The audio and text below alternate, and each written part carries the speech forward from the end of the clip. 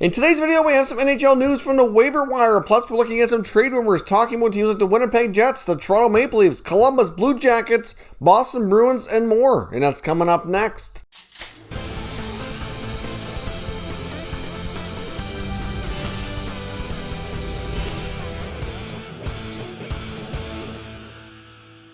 So welcome back to another video here at Top Shelf Hockey. Now, before we jump into today's NHL trade rumors, a few notes from the NHL Waiver Wire. Of course, yesterday there was nobody on waivers, so we don't have to see if anybody cleared or not. But today we have two new NHL players placed on waivers. So, of course, we have Pittsburgh placing Colton Seaver on waivers. The Dallas Stars have placed Justin Dowling on waivers as well. So both players will have until noon Eastern time tomorrow to find out their fate. Will they remain with their NHL teams, possibly be reassigned, or could they be picked up from another team? A guy like Seaver, for example, has been around the league for a while. He's got 2 goals in the season in 16 games.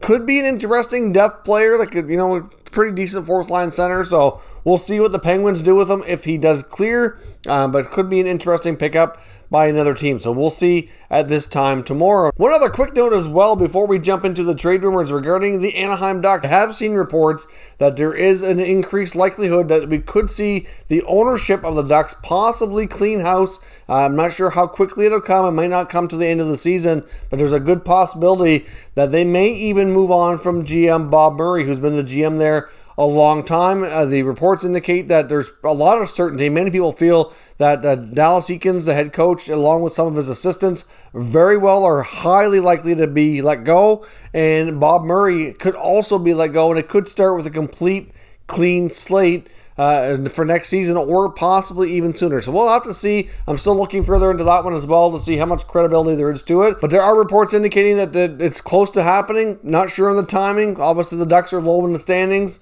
but I'm not sure that their expectations should have been overly high this year. So I guess we will see. We'll look into that one a little bit further. But moving on to some trade talk here. Of course, I want to start with the Boston Bruins. I saw new reports from Joe Haggerty and Boston Hockey Now talking about the fact that the Bruins are kind of running out of patience with winger Jake DeBrusk and his lack of scoring. The inconsistencies are kind of growing on them to a bit. They're more and more likely to want to consider making a trade. I mean, we talked about Jake DeBrusk in the offseason. Would he be signed? Would he be traded? Even once he was signed, it's like, you know what? It's not a bad contract. I can see them still possibly considering a trade if the right deal comes along. David Krejci, for that matter, hasn't really put the puck in the net either, which doesn't bode well for secondary scoring with Boston.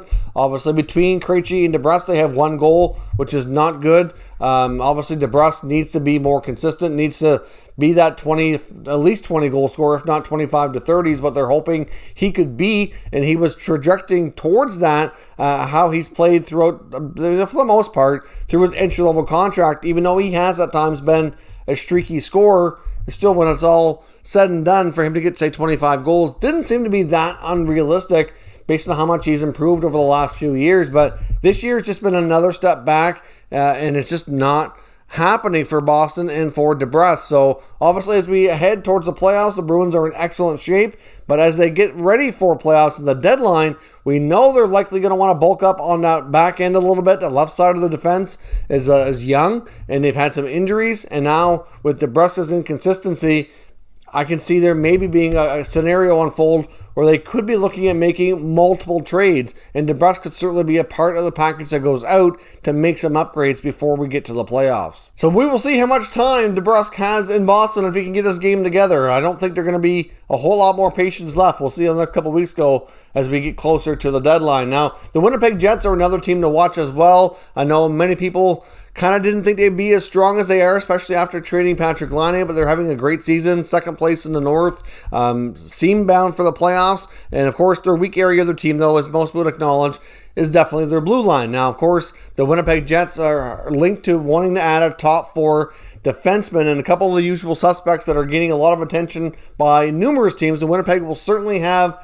their fair share of competition when it comes to making an inquiry. Would be Matthias Ekholm of Nashville, as well as David Savard in Columbus. Now, one kind of hurdle here that throws at Winnipeg is the fact that they're in Canada. If they acquire either of those players, they're going to have to go through a 2-week quarantine, and they're going to be waiting, probably 17, 18 days to get them into a game action by the time they clear their quarantine period and then have a chance to go through a few skates and practices.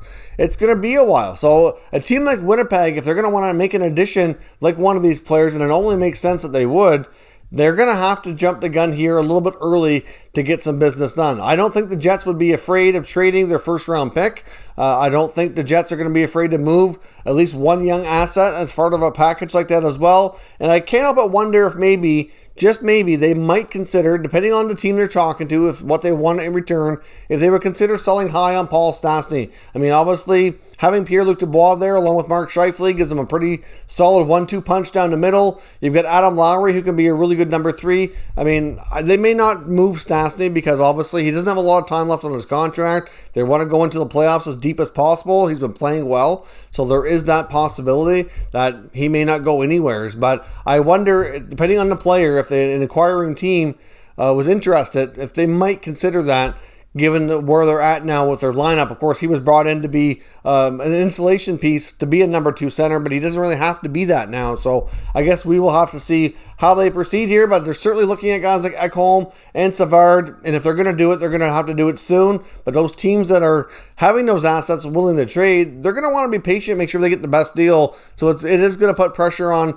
and make it more challenging for teams like Winnipeg and other Canadian teams to get the deals done. So we'll see how they proceed here ahead of the deadline. Now, according to the fourthperiod.com, the Florida Panthers and the New York Islanders are apparently very close and working away at getting a deal done, which would see them swap forwards, and it could very well be announced any time, depending on where things go with the conversations. It could even be a case that it might even happen before I get this video posted to YouTube, but it's hard to say. But they're working on getting Brett Connolly traded from the Florida Panthers to the Islanders in exchange for Leo Komarov. Now, there could be other pieces added. There could be a draft pick in there. There could be some salary retained, etc., to try to make this deal as even as possible. We've seen both players go through waivers recently, so they're both in a scenario where their teams are looking to, possibly move them for a different kind of player. Certainly, in the Islanders' sake, I think Connolly's more offensive. At least he has been in the past. I mean, Leo's had his moments, but more of a bottom 6 guy, penalty killer, whereas Connolly has had his moments of being a top 6 or a top 9 player and has, proven that he can be a 20-goal guy in the past. So it could help them be a little more offensive, and it could help the Panthers add another veteran guy to be a bottom 6, more defensive player, penalty killer, etc. So it could be a decent swap for both sides. Given the fact that they're actually in different divisions this year would make things a little bit easier to make a trade. Normally they'd be in the same division. Might not be a deal that we would see, given that would probably make each team a little bit stronger, but it could be a case where we do see it this year. So we'll see if the fourthperiod.com scoop is accurate, and that very well could be a deal we see announced here very, very soon.